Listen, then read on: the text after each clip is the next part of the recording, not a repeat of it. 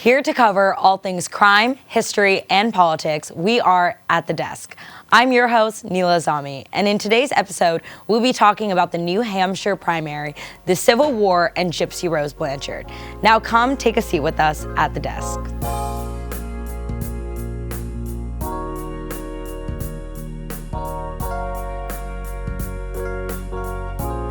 Welcome to ATD. We are your newest show to cover all things history, politics, and crime.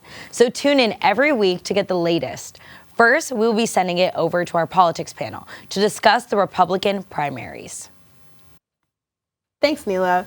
Today, I'm here with Ryan Lowy, Jordan Spagnoli, and Jackson Tortone to discuss the Republican race leading up to the New Hampshire primary that is currently taking place. The race to become the Republican presidential candidate has been full of surprising developments, with the latest one being Florida Governor Ron DeSantis suspending his campaign on Sunday. Former President Trump and former U.S. Ambassador to the UN Nikki Haley are now facing off in New Hampshire. Tell me, Jackson, who do you see taking New Hampshire? So I would first like to give my condolences to DeSantis and Ramaswamy's campaigns. But a wise man once said, you can't kill what was already dead. So I will say, though, they had their runs, but it's over. Now, as far as New Hampshire goes, I see it going the same way as Iowa. Donald Trump has this thing all the way.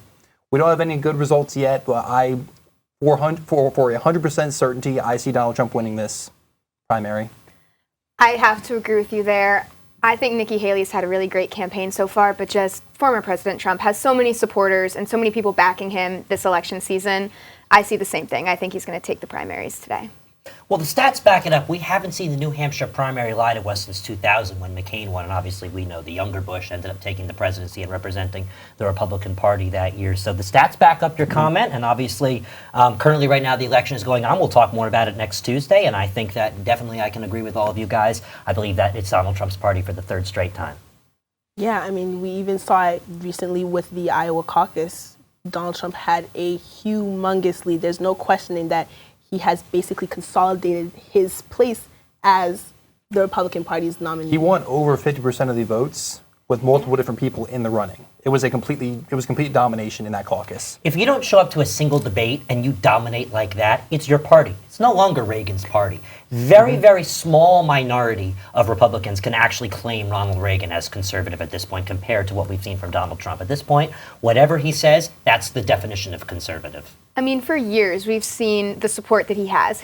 The people that support him, they're holding true, tried and true every time. And it's showing this election season. Like you said, he's not showing up to these debates, but his support is just, it's there, unlike anyone else. And oh, go ahead, sorry. No. The list goes on and on. We're going to see we've already seen Burgum. We've seen endorsements from Ramaswamy. We've seen endorsements from the lot. We've seen it from, most recently, the South Carolina senator. The list just goes on and on and on in terms of endorsements. And these are people that are protecting their future positions in power and potentially even run again in 4 years. I think especially with Tim Scott, somebody who allied himself, former, obviously, South Carolina senator. Sorry, excuse me, I'm stuttering today. Former South Carolina senator who was appointed by Nikki Haley. He's falling behind Donald Trump. He's obviously got something to protect, and it's clear that the Republican Party is acknowledging what the future is going to look like past Donald Trump, and it's that you need to ally with him now. I mean, I think that's a really good perspective. These candidates that are dropping out of this race, I think they see that buddying up, trying to get in with his campaign, trying to be a part of his I can't think of the word now, but trying to fall behind his ideals. Right. You do it this campaign, you do it this, if he does win the election, for this next 4 years, you have a better shot at launching yourself into maybe a presidential race in the future. You're really setting yourself up to take office once he can. I want to talk about Ron DeSantis a little bit, especially the fact that he has also endorsed Trump after suspending his campaign, which I think is very interesting because Trump has spared no words, has not minced his words at all when it comes to DeSantis. And he has made it clear that DeSantis is not somebody that he thinks is even competent enough to be a politician. So I think that endorsement was very interesting. I want to know what you guys think. Well, he's term limited as governor. So in terms of Florida, that doesn't affect him, but potentially wanting to run in 4 years, he was seeing as much as 30% once upon a time in terms of running for president. He was running a pretty solid campaign. Yeah, he was running a very solid campaign. Things happened with Disney, other things happened with Trump, and then Nikki Haley with the Coke endorsement. So a lot of things changed. Yeah, Jackson? And I think that the difference is this. I think that Trump has a more liberal look on a lot of social issues, which causes a lot of the moderate Republicans to want to go for him, as to where DeSantis, like you said, the Disney issue, the Don't Say Gay issue, all these things that happened in Florida turned off a lot of the more modern Republicans, and that's why he struggled compared to Trump, and that's why this is now Trump's party, essentially. I mean, you could even see him saying in his exit video, he realized what's the point in putting in all these resources into a fight he's just not going to win. So he removed himself from that fight. Yeah, he bailed from New Hampshire before he even dropped out. He was talking about moving all his resources to South Carolina, which was next on the list, which I thought was very interesting as well. And I think Nikki Haley, her comment about Ron DeSantis making it, Iowa making it a two-person race is very interesting. It's kind of like she saw it coming. Mm-hmm. She saw Ron DeSantis dropping out or something, or maybe she just thought her campaign was just that much stronger. So what do you guys think of Haley as a candidate herself? I know we're probably going to delve into this more a little bit, but I would like to know your thoughts. Well, I personally think, and I hate to give my opinion out this directly, I think she's weak. I really don't think she's good enough to take down Donald Trump. I mean, she currently has the New Hampshire governor, Chris Sununu, who's not running for re-election, probably because he's scared of what's going to happen for him supporting Nikki Haley. At the moment, currently right now, he's supporting Nikki Haley, and she's still having trouble pulling away, which is really interesting as well. I also think that her comment on the Civil War did not help at all. Some of her policies have been shooken up by Trump a little bit in ads. I think she got to the point where her name was starting to become a concern for Donald Trump, but she was really too weak to push him aside. I think I disagree with you there. I mean, I do believe Trump is really going to take this Republican ticket when it comes to who's going to win the primaries. Yeah. But I really liked, after the Iowa caucus, her speech about what do we want for the future? Do we want the same old, or do we want new conservatives in the party? And I think that is a good narrative to push. We want to bring fresh ideas. We want to start something new. I mean, we've been seeing the same fight between Trump and, Biden, but the Democratic candidates for the last 3 elections. I think we need to start thinking about what's next, because it's not always going to be Trump. What's the future of the Conservative Party? And that's what she kind of was talking about a lot. So do you like that in that speech, that very same speech that you're talking about, that she was grouping Trump and Biden together? I don't think it's fair to group them together. Exactly. Yeah, that was something. I saw that as weak. I saw that as her, kind of scared to attack Donald Trump. You can't be as scared to attack somebody that's running against you and trying to do the same thing as you. When you're applying for a job, it's every man for themselves. She is almost, acknowledging the fact that she's going to lose. She's saying two-person race, but she's grouping Trump and Biden together as if, like they're both an equal enemy. To her right now, she should be focused on Donald Trump, not Joe Biden. When she was focused on just Donald Trump and not Joe Biden, she was pulling ahead. Now it's starting to come together again. Now Biden. This is politics. This is not playground friend making. Exactly. She needs to feel comfortable attacking her fellow Republican if she wants to make a legitimate race for the Republican spot, and she did not do that. She was afraid. And also, I don't think it helped that Vivek Ramaswamy completely tore her up in the debates. She had no real answers to his accusations. She kind of just stood there and went, and didn't really make any defense to herself, and that really cost her in the long run. She definitely has been the target of a lot of attacks this primary season. And that's, I think, obviously in part because of the endorsements and, her raise. She was seeing 2% at the beginning. She raised a lot of percentage points since then. But I know one thing that people really liked about Haley was the fact that she didn't resort to attacking her opponents. And I thought personally, I don't really agree with a lot of Nikki Haley's policy choices, but I do think that's one thing that sets her apart, is because sometimes it gets tiring just watching people attack each other. And I feel like Nikki Haley at least attempted to. I don't think it really came off as strong. I think she was kind of drowned out by everybody else with bigger personalities than her. But she really tried making a point about her policy and how she views what certain issues, instead of saying, oh, I'm better than this person because this person did this. My main disappointment with her lies in the fact that it took her till the most recent scheduled debate in New Hampshire for her to say, I'm not stepping on that stage until Trump gets there, because it's been a couple times now where she's just stared down DeSantis, and the two of them have just kind of, been like brawling in a ring together while Trump's been sitting in the press box, eating a sandwich. Trump's been pulling away without doing anything, and Haley has had the opportunity to make a difference. And I feel like although she's somewhat attempted to make a difference, at the same time she could have done a lot more. And I think it's hard whenever you're going up against former President Trump. He has such a strong base. It's hard to win that fight. But I think she's been, and I like what you said, Yaya, about she hasn't necessarily been attacking the people that she's been competing against. And I think that is an example that we should be moving forward with, because it seems like recently it's been a lot of, well, instead of let me promote my ideas and my policies, let me just tear you down because that'll make me look better. And I don't think that's the way we should be going. I think it should be, what's the policies that they want to take into office if they get elected. There should be, and there is what is. And the fact is that sometimes you have to tear down the opponents in order to make yourself look better. And yes, I agree that you should be endorsing yourself, not tearing others down. But we've seen historically, you need to expose the weaknesses of your opponent, whether that be in the regular election or the primaries, in order to win. And Haley was not willing to do that, and I'll say it again, her campaign was weak. Right, and we do have a winner-take-all system, which is very much why I think she was drowned out, because at the same time that we want people to really talk about their policies and why they assert themselves without necessarily having to tear people down, the winner-takes-all system kind of makes it impossible, because at the end of the day, somebody is going to win. If you're going to win, that means you have to make other people lose. So although that's not necessarily how I think things should run, like Jackson said, there is what we think should be. We have the ideal and we have the actual. We have the reality of it. And that's the reality of our elections and our election processes here in the U.S.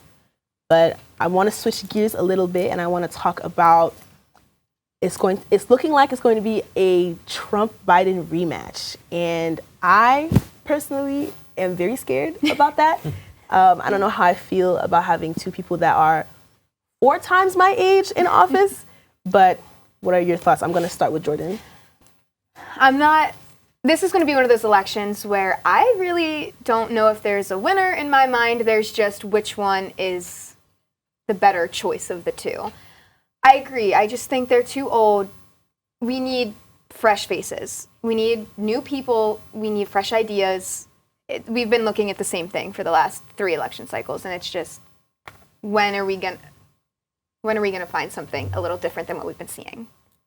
It's, again, I wish that there could be younger people who had the strength in order to run, because obviously a younger mind is more, fit to run a country than an older mind, I think, especially as how old these guys are. But this is what the public wants, and it's what they're showing that they want. So Trump, I think that this thing is in the hands of Trump. I think that if he runs a solid campaign and stays true to his followers and is able to appeal to the moderates, he will win the swing states like maybe even Michigan, North Carolina, Georgia, Arizona, etc., and he'll take down Biden. But if he makes the same kind of mistakes, the same kind of comments, and the same, he goes back to like his the stolen election of 2020 and says stuff like that, that could make his election, his strategy get messed up a little bit. So I think it's all in his hands at the end of the day, and if he runs a solid campaign, he will win. I really don't have much to say. I mean, I feel like we've spoken about this so many times. I feel like everyone's aware of the two's policies. By the time the election starts, both will have been president for 4 years. One has been vice president for 8 years as well. I think that the more these two, keep running against each other, the more the swing states are just going to flip. So I think it's Trump's turn to win. I think this is going to be the last one. I will say this. I will say at the end of the day, it's disappointing we're seeing this, and I'm interested to see, although I know it's not going to actually end up taking much precedence, what no labels is going to look like in this election.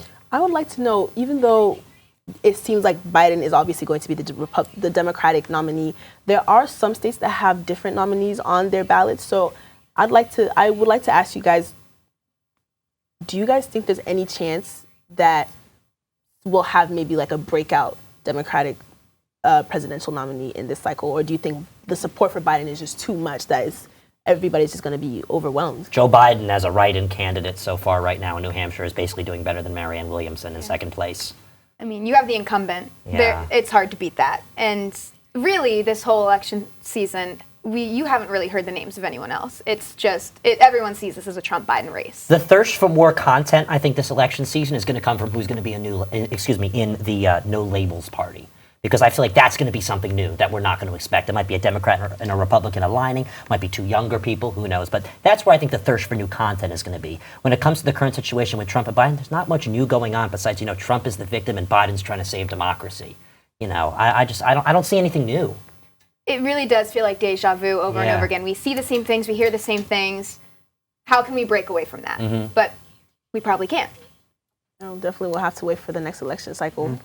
And I agree with you guys. It's probably going to be Trump and Biden. I've heard some talk about Gavin Newsom. I've heard, some names thrown in there here and there, but truth be told, it's going to be Trump and Biden. That's 2028. Gavin Newsom right there. Yeah, Gavin Newsom 2028, yes. 2028. Very popular. Mm-hmm. Well, we'll see. 2024 has just started, but I think it's safe to say that this year's elections will be one for the history books. Stay tuned for more discussions on all things politics. We will meet you back at the desk.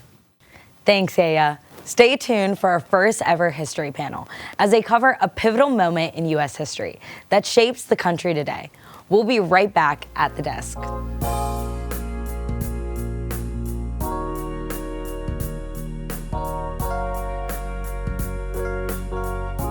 We are back at the desk. Now it's time to meet the history panel as they discuss the Civil War and the lost cause myth.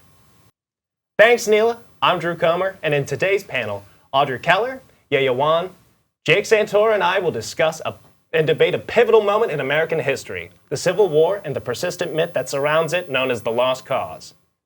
So the Civil War took place from the years 1861 to 1865. It was between the Union, which was the northern states, and the South, also known as the Confederacy. Essentially, they fought over ideals over slavery, states' rights, and regional differences. But I want to ask you guys. Yeah, whenever I was looking into the Civil War, I kind of realized more and more as I studied that it really is one of the most influential wars throughout all of American history. I mean, you're fighting over the institution of slavery, and that's been debated throughout decades and decades and centuries, ever since the Civil War happened. And, there were plenty of countries prior to that had already ended their institution of slavery. I know Russia was actually one of the ones to end it prior to the American Civil War, only a few years prior. And we were one of the last countries that was becoming sort of more and more of a superpower to still hold that, so dearly into our culture. Yeah, I completely agree. I think the Civil War kind of stemmed from the idea of democracy and equality. In the published piece, American Slavery, American Freedom by Edmund Morgan, published in 1975, he basically said that when creating the idea of American democracy, the founders balanced American democracy on the idea that people of color and women could not be equal. And the notion of democracy, or the equality that stems from all men are created equal, depended on the inequality of minorities and women, which is kind of seen even after the Civil War, when the KKK sprouts and the Jim Crow laws were put into place after Reconstruction, but that's an entirely different. And slavery was such an integral part in the building of America. I mean, if we even rewind it a couple years before the Civil War, the Kansas-Nebraska Act of 1854, you have the U.S. seeking to expand its territories out west, and then you have slaveholding states and anti-slave states who are having conflicts over whether or not this new territory should uphold the laws of slavery. And it became this kind of tension really builds up into like what we see. So we were having the U.S. was having these kinds of conversations since a couple years before the Civil War. And I think it's very interesting that we talk about slavery versus states' rights, because in the secession statement that was put forth by South Carolina in 1860, they cited a hostility towards the slaveholding states from the non-slaveholding states. So I feel like this debate is it's a moot point, because South Carolina themselves stated we're seceding from the Union because we feel like you guys don't like us having slaves. And that's an excellent point, Yaya. But the question is, why is there such confusion about the fact that, like, it's very clear to us as history lovers that there was the inciting cause for the Civil War was over slavery. But what efforts were made to, like, muddy the water or to confuse us as to why the Civil War happened? And there was a group that is called the Daughters of the Confederacy. They were founded in, like, 1894. And their sole goal was essentially to engage in some historical revisionism, which we now call the lost cause myth. And at first, the Daughters of the Confederacy wanted to like erect monuments and hold events to commemorate the Confederacy. But eventually, it kind of bled into things like education in the South, and how books that were given out to school children in the early 1900s and stuff like that were essentially told that the Civil War happened over states' rights. But that really begs the question, states' rights to do what? And just to stem off that, Drew, I think it's really important to recognize the failure that was the Reconstruction era.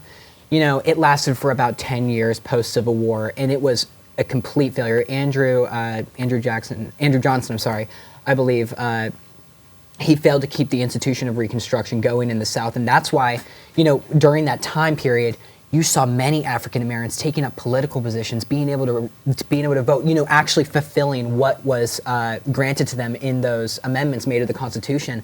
And whenever that completely left because there was an economic crisis and they just pulled federal troops out of the South, you saw a complete relapse of everything that was being done to rebuild. Yep.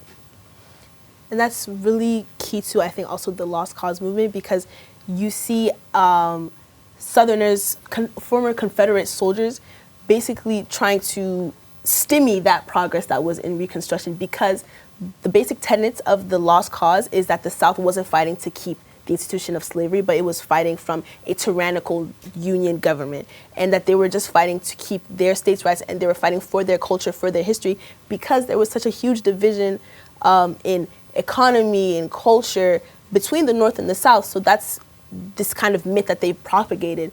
We weren't fighting because we wanted to keep slavery. We were fighting because the North was antagonizing us, and we had to do something about it. And so this kind of ties into what you were talking about with Reconstruction, in the sense that they wanted to keep this idea of Southern heritage and how it used to be before the Civil War, and they wanted to make sure that that wasn't going anywhere. So that was also a really big reason why Reconstruction failed, because of so much opposition from the South.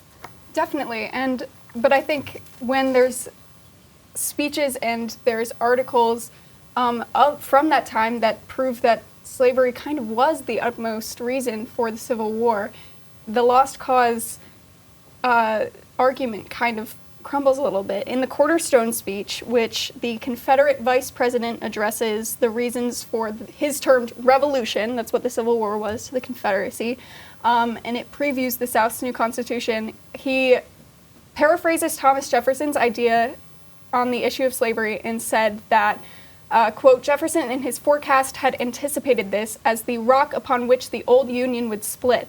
He was right. Stevens then addresses the concerns of the North on the morality of slavery and whether or not it's morally correct, morally right, and how all men should be created equal, white or not. And then Stevens responds, and again, this is the Confederate vice president, he says, quote, those ideas, however, were fundamentally wrong. They rested upon the assumption of the equality of races. This was an error. Our new government is founded upon exactly the opposite idea. Its foundations are laid, its cornerstone rests upon the great truth that the African American is not equal to the white man, that slavery subordination to the superior race is his natural and normal condition. Which again supports the notion that equality that was considered during the Civil War era was dependent on the inequality that racism brought. And I want to address that as well, because this is really, again, a cornerstone idea that lays at the foundation of America.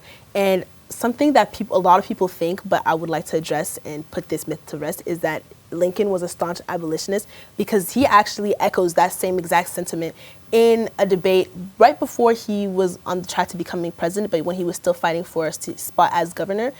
Abraham Lincoln himself said, I am not, nor ever have been, in favor of bringing about in any way the social and political equality of the white and black races. And so we can even say that the end of the Civil War wasn't about equality either. It was mostly just about bringing the two together, bringing the Union and the Confederacy back together and having a stable nation. So that's another thing that I think a lot of people aren't aware of. That has always been a fascinating fact to me, because we see Lincoln kind of propagated as this like abolitionist who was for human rights and personally abhorred slavery, when that really wasn't the case. I think that kind of mindset kind of really set a precedent for how the country moved forward after the Civil War and how they treated people of color in the terms of land distribution and reparations that they got after they were freed, because they were kind of set up for failure from the get-go, and there were systems put in place that created slavery in everything but name, like sharecropping, the prison system that existed then and, quite frankly, exists now. Indentured servitude. Exactly. Mm-hmm. You know, you have to keep in mind, this all stemmed off decades prior to the Civil War. This was a brewing issue, even at the point of the American Revolution. I mean, you're talking about something that was, huge with sectionalized states that had completely differing opinions. Yes, we were the United States of America, but there was two separate regions that held two separate customs, two separate values, and entirely separate mindsets. That's all the time that we have for today. Back to you, Neela.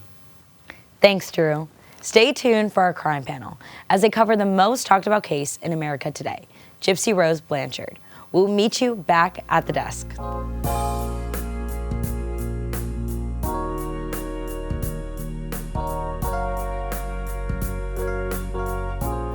We are once back again at the desk. It's time to send it over to our final panel of the day, the crime panel, to discuss a case that is spreading across the United States today. You may have seen her on your TikTok or Instagram lately. It's Gypsy Rose Blanchard. Thanks, Neela. Welcome back to Crime Reviews. I'm Ryan Lowy, joined here with Sam Rascio, Eva Hines, and Savannah Barr. Today we'll be looking deeper into the case of Gypsy Rose Blanchard, who aided in murdering her mom in June of 2015 in Springfield, Illinois. While she recently was released from a 10-year prison sentence a year and a half early, the 32-year-old has now become a social media icon, famous for many believing she was wrongly sentenced, as evidence and testimony came to light that her mother was very abusive and suffered Munchausen syndrome by proxy, meaning she felt urged to exaggerate injuries and lie about the age of her daughter for attention and sympathy. This case raises profound questions about the nature of caregiving, the search for identity, and the boundaries of trust within a seemingly devoted family dynamic. So Sam, would you like to get us started off with some good information? Sure. I think it's important that we start off with Gypsy's mother because that's kind of where it all started. So Dee Dee suffered from Munchausen by proxy syndrome, which was a psychological disorder that she basically got satisfaction in the attention she got by claiming her daughter was sick, which is a mental disorder, but it also could turn into a form of child abuse. She's not the only one that suffered from this, but it is very rare. Mm-hmm. Yeah, I think it's important to recognize that she had a mental disorder, and Gypsy in a recent interview said she felt bad for her mother. She didn't get the help she needed, but at the end of the day, I mean, it resulted in child abuse of her daughter. And you know, along with a lot of mental disorders, in their head, they think what they're doing is right. Mm-hmm. And there's some level that she thought what she was doing for her daughter was the right thing, even though to outsiders it was completely wrong. And because of Dee Dee's disorder, Gypsy was actually made to have surgeries she didn't even need. So this was like gastrointestinal surgery. She even got her saliva glands removed. And to convince doctors to get these removed, she put Oragel on her gums to make her drool in appointments. I don't know if anyone saw me. I was doing this. She also had her hair shaved, which was another unfortunate thing as well. You look back at the pictures, it's very sad because there was pictures where she was, 15, 20 years old, and, she looked like, and she was being treated like she was 10. And, it was very sad. But obviously her mother, who unfortunately died, Gypsy was sentenced to 10 years for second-degree murder. She was out on parole in 8.5. Was the punishment correct? That's up for debate if the punishment was correct. I don't really know what my views are on this. I mean, she definitely deserved jail time, but you look at it, she was abused. What would you do in that situation? That's what I go back to. If I spent like a lifetime of abuse by like my parents and you can't get out of it, what else do you do in that situation? Yeah, I kind of want to say yes and no. There's a lot of layers to this. I do think she should have served some jail time. I don't think to the extent of 10 years, maybe like 1 year in jail. But she even said in like a recent interview, it kind of felt like that was her only way out. She kind of felt trapped, like not condoning murder, but she kind of felt like getting rid of her mother was the only way to be fully free in a way. So I don't think, again, she didn't do the murder. So I think it was premeditated by her, but I don't think 10 years was right. I think maybe a year served was correct. See, to add on to that, I think that 10 years was about right because although she had her reasons and although she didn't commit the murder, she still played an active role in it. And if we gave her a lower sentence, I feel like it would be condoning what she did, and it would be telling everyone out there that if you have a good reason, then it's more acceptable. So after her mother's abuse, she tried to run away. She almost did, but she was almost forced back in a sense. She really did feel connected to her mother, and everyone had the belief that they were the perfect family.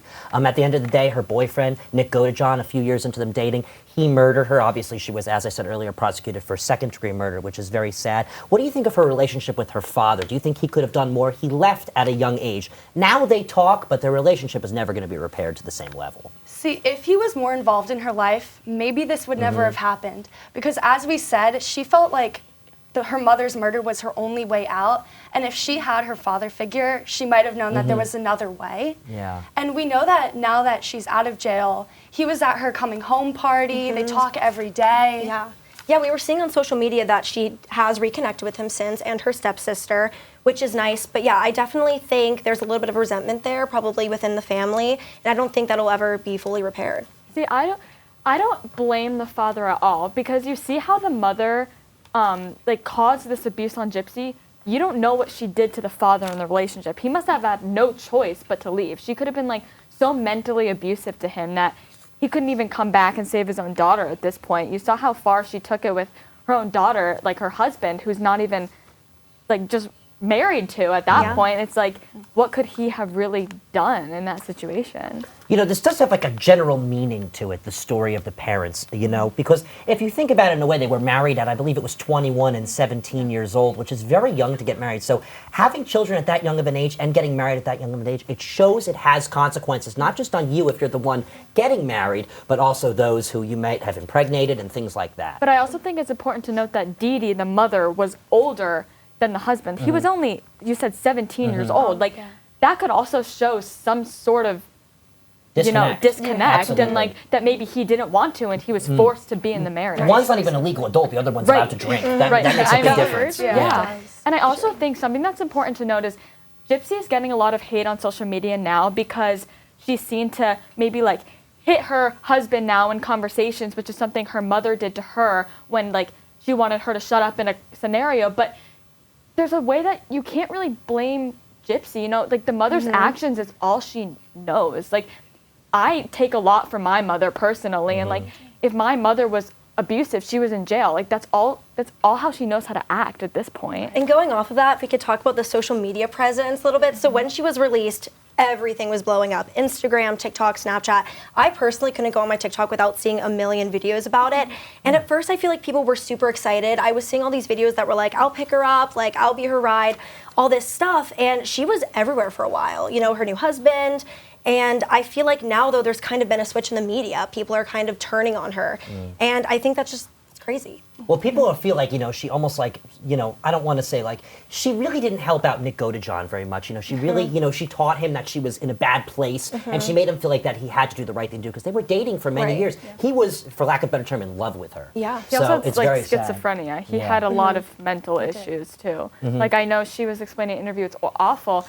He would like rape her after he killed her mother. Like, he was just not right in the head, which I also think you can result to him being in prison for life. And also another thing I wanted to note, I think a lot of reason that there is such pushback on social media is because there's other people that have done similar things that are not out of jail. For example, like the Mendez brothers, who maybe we could talk about in another week. They're still sitting in prison for their whole life when they did a similar thing that Gypsy did, which is, I mean, fair.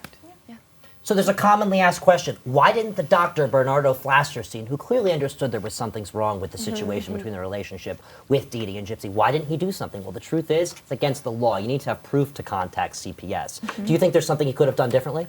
I think the main thing with that is Dee Dee, Gypsy's mother, claimed that all of her medical records got lost in the hurricane. In Katrina in 2008. Yeah, and so I think the doctor was kind of at a loss. But where I'm at is he did a lot of surgeries on Gypsy, and I feel like leukemia, my brother suffered from leukemia, like, you know if someone had leukemia.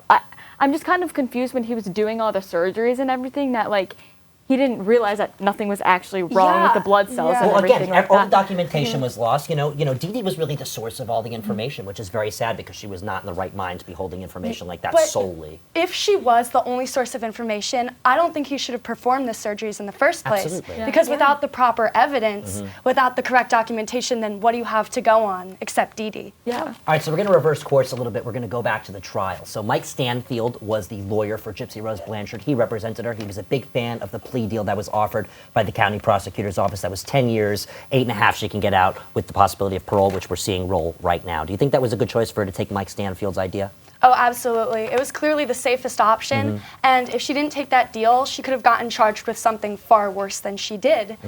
I agree. I think she would have had more time in prison if she didn't take the plea. I agree. You agree? Yeah. So, Last sympathy for her. it's a good thing. It's a good thing to listen to your lawyer. Sometimes it doesn't work out, but in this situation, I have to agree with you guys. It was the best thing to do because second-degree murder, it's pretty serious. Might not be first-degree murder, but it's still pretty serious. She could have went to jail for life, honestly. She could have. I could have totally seen 20 years, something like that. If Some she had people taken think it. she deserved that. Yeah, and you know what? People are going to give their opinions out. That's all the time we have for today. Gypsy and her husband, Ryan Anderson, said they do plan to move on and start a family, but they don't know when they are ready. Back to you, Neela. Thanks, Ryan.